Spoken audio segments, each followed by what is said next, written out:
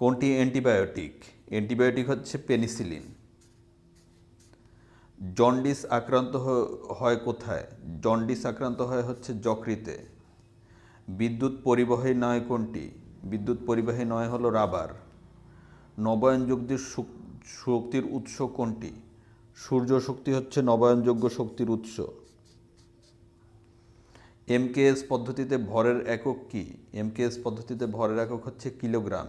চুম্বকে পরিণত করা যায় কি? চুম্বকে পরিণত করা যায় হচ্ছে ইস্পাত। পরের প্রশ্ন হচ্ছে আল্টিমিটার কি? আল্টিমিটার হলো উচ্চতা পরিমাপক যন্ত্রকে বলা হয় হচ্ছে আল্টিমিটার। মৌলিক পদার্থ কোনটি?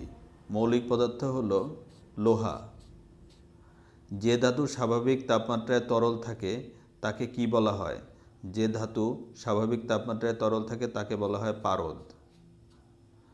স্টেনলেস স্টিলের অন্যতম উপাদান কোনটি?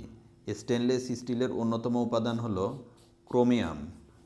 সর্বাপেক্ষা হালকা গ্যাস কোনটি? সর্বাপেক্ষা হালকা গ্যাস হচ্ছে হাইড্রোজেন।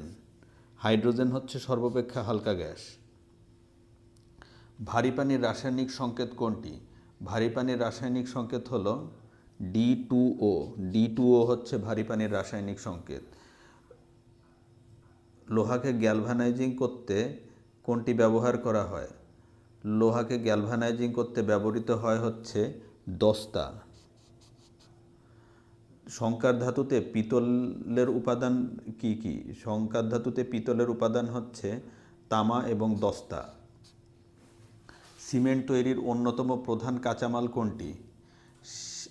সিমেন্ট তৈরির অন্যতম প্রধান কাঁচামাল হচ্ছে জিপসাম। অন্যতম কাঁচামাল হচ্ছে জিপসাম। সিমেন্ট তৈরির অন্যতম কাঁচামাল হলো জিপসাম।